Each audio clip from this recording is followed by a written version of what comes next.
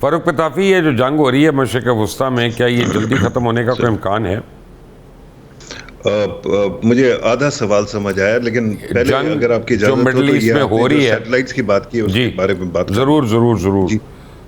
جی ناوک نام کا یہ ان کا سسٹم ہے جو انہوں نے دیسی وہ بنایا تھا، جی پی ایس سسٹم۔ اب دیکھیں نا، جس سیٹلائٹ کا نام اتنا ثقیل ہوگا وہ خود ہی کریش کر جائے گا۔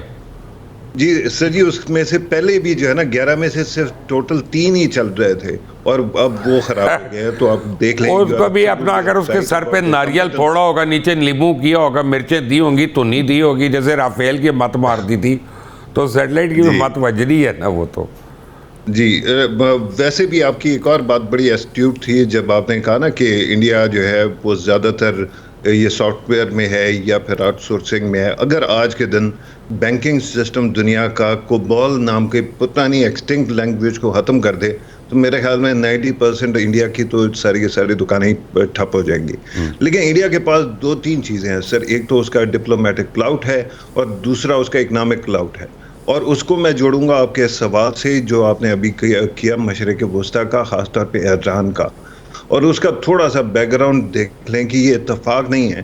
جب فردوں کے اوپر اٹیک ہوا تھا، ڈونلڈ ٹرمپ نے کیا تھا، اس کے بعد انہوں نے تقریباً گالیاں دے کے اس کو نیتن یاہو کو واپس بلا لیا تھا اور کہا تھا کہ جنگ ختم کرو۔ لیکن اس کے بعد آپ نے دیکھا ہے کہ وہ انتظار میں رہے، پیسہ نہیں تھا اسرائیل کے پاس، اور اس کے بعد مودی جی جاتے ہیں اور وہاں جا کے 18 کانٹریکٹس کر کے آ جاتے ہیں، اس کے 40 گھنٹے کے اندر اسرائیل نے حملہ کر دیا۔ اگر آپ اس کو دیکھ لیں تو آپ کو پتہ چل جائے گا کہ گیم کیا کھیلی جا رہی ہے۔ اسرائیل کو کیا شوق ہے؟ اسرائیل نے اپنے ساتھ امریکہ کو کیوں ملایا؟ اس لیے کہ اگر امریکہ آتا ہے ساتھ تو اس کے بعد امریکہ کی بیسس کے اوپر حملہ ہوگا، اور اگر حملہ ہوتا ہے تو انڈینز کو کیا شوق چڑھا ہوا ہے، ان کو پتہ ہے کہ سعودی عرب کے ساتھ پاکستان کا ڈیفنس ایگریمنٹ ہے، ایونچولی وہ ایکٹیویٹ ہو جائے گا اور پاکستان اور ایران آپس میں لڑنا شروع کر دیں گے، اور درمیان میں بلوچستان اور باقی علاقوں کو وہ جو ہے نا اس کے اندر انسرجنسی کو مزید بڑھاوا دے کے پاکستان اور ایران دونوں کا خاتمہ کر دیں گے۔ انڈیا اور اسرائیل یہ اسلامو فوبک ایک الائنس ہے، ایکسس ہے، جو کہ ہر مسلمان کو ختم کرنا چاہتے ہیں اور دیکھنا چاہتے ہیں۔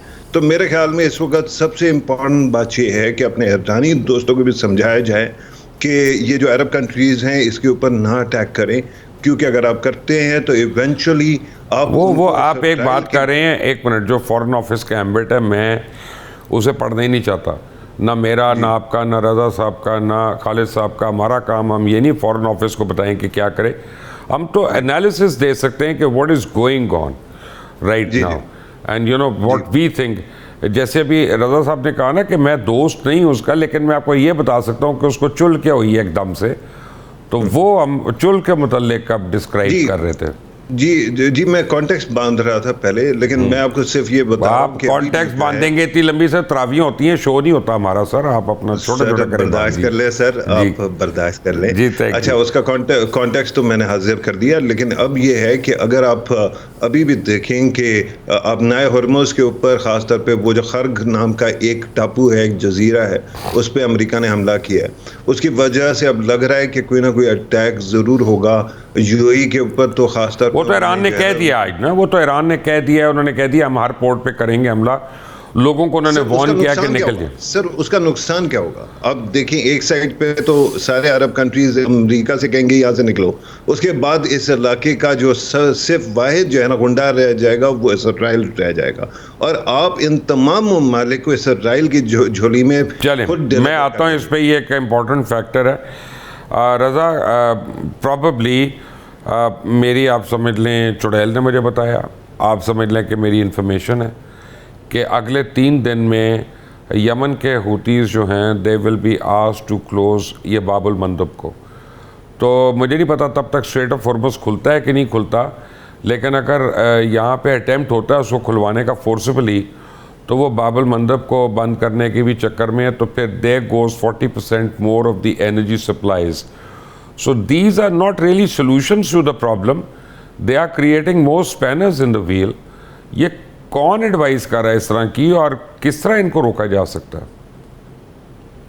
دیکھیے یہ تو ایک جنگی حکمت عملی ہے، کیونکہ اس کو جسے کہا جاتا ہے اے سیمیٹرک وارفیئر ہے، ایک طرف ایران ہے جس کی کہ ایئر فورس بھی نہیں ہے، نیوی بیچاری کیا وہ ہونی تھی، بار بار ٹرمپ کہتے ہیں کہ جی نیوی ختم کر دی، نیوی تھی ہی نہیں. تو اور دوسری طرف دنیا کی سب سے بڑی فوجی قوت، اور اس کے بعد اس کی جو پروردہ اسرائیل کی فوجی طاقت ہے. تو یہ تو کوئی مقابلہ ہے ہی نہیں مبشر بھائی. لیکن ایران نے جس طریقے سے اس میں اپنے کارڈز کھیلے ہیں، اپنی جو پوزیشننگ کی ہے اور کاسٹ آف وار بڑھانے کے جو طریقہ کار ڈھونڈا ہے، وہ یقیناً تیاری کر رہے تھے. میرے خیال سے پچھلے سال جون کی جو ایک محدود پیمانے پر جنگ تھی، اس کے بعد سے اب تک وہ ان کی پوری کوشش رہی ہوگی کہ انہوں نے دوبارہ حملہ تو ہونا ہے تو وہ کیا کریں گے. اور بہت سے تو ایرانی تبصرہ نگار یہ بھی کہتے ہیں کہ یہ ابھی نہیں بلکہ کئی دہائیوں سے ایران کی یہ تیاری تھی، اور یہی وجہ ہے کہ گلف کی سٹیٹس کو اس میں وہاں پہ بھی پریشر ڈالنا، کاسٹ آف وار بڑھانا ان کے لیے، امریکہ کے لیے کاسٹ آف وار بڑھانا، یہ حکمت عملی ہے. اسی حکمت عملی کے تحت آپ جو بات کریں ہوتیز کی، اور آپ نے دیکھا کہ دوبارہ حزب اللہ بھی ایکٹیو ہوا ہے جہاں پہ اسرائیل کو ایک الگ جنگ لڑنی پڑ رہی ہے. پہلے یہ خیال تھا کہ اسرائیل نے حزب اللہ کی جو لیڈرشپ ہے اس کو ختم کر دیا ہے. آپ کو یاد ہوگا کہ پہلے بھی حملے ہوئے تھے بیروت میں ہینڈ ہیلڈ ڈیوائسز کے ساتھ، اور بہت سے دعوے کیے گئے تھے کہ جی اب حزب اللہ ختم ہو گیا ہے. لیکن حالیہ دنوں میں یہ ثابت ہوا ہے کہ حزب اللہ ختم نہیں ہوئی، اور یہی ہوتیز کا بھی عالم ہے. تو یہ سارے ایران کے جو ہے پراکسیز رہے ہیں ایک زمانے میں، شاید ابھی بھی ان کے بالکل وہی تعلقات ہوں گے. تو اس وقت تو یہ آل آؤٹ ایک اسٹریٹجی ہے کہ کس طرح سے جب اس کی کاسٹ کو زیادہ کر دیا جائے گا امریکہ کے لیے، اس کے اتحادیوں کے لیے، تو پھر وہ خود سیز فائر کی طرف آئیں گے. اور اب یہی اطلاعات آ رہی ہیں کہ خود امریکہ جو ہے وہ یہ دیکھ رہا ہے کہ کس طریقے سے اس کو روکا جائے اور فیس سیونگ کیا لی جائے. ٹرمپ نے تو 2 بار ڈکلیئر بھی کر دیا کہ وہ جیت گیا جنگ، آپ کے علم میں ہے. 3-4 دن پہلے اس نے اعلان کیا کہ جی ہم جیت چکے ہیں، ختم ہو گئی ہے یہ جنگ. تو مارکیٹ سپر چلی گئیں. پھر اگلے دن اس کے وار کا جو منسٹر ہے اس نے کہا نہیں جی نہیں، ابھی تو ہم یہ کریں گے، ہم تو تباہ کر دیں گے، ہم تو مزہ چکھائیں گے. تو پھر مارکیٹ ڈپ کر گئیں. جمعے کے دن نیو یارک اسٹاک ایکسچینج گری ہے. اور اس کے علاوہ جو انرجی مارکیٹس کے اندر آج آپ کے ہر دل عزیز رہنما نے یہ کہہ دیا ہے کہ وال اسٹریٹ جرنل اور نیو یارک ٹائمز جھوٹ بولتے ہیں. آپ کو سمجھا سکتا ہوں، وال اسٹریٹ جرنل دنیا کا سب سے زیادہ قابل اعتماد جریدہ ہے. نیو یارک ٹائمز ہی پیچھے نہیں ہے، لیکن وہ بھائی جان ان کا کوئی مائنڈ میں ہوتا ہے وہ بول دیتے ہیں یار اپنا. وہ آپ کی اور میری طرح کے پھٹو نہیں ہے کہ وہ سوچے پہلے ڈر کے کہ مجھے یہ بولنا چاہیے کہ نہیں. بٹ ایک امپورٹنٹ سوال ہے، اور یہ میں نے لاسٹ میں یہ کوموڈور کے لیے رکھا ہوا ہے کیونکہ یہ ایک فوجی آدمی ہے. آپ کا فروخت کے اوپر میں آپ سمجھیں میں آپ دونوں سے یہ مشکل سوال نہیں پوچھ رہا. اے کوموڈور صاحب، سیدھی سی بات ہے کہ سیز فائر جو ہوگا وہ ڈٹرمن کرے گا کہ مڈل ایسٹ کے انویسٹرز واپس آتے ہیں کہ نہیں.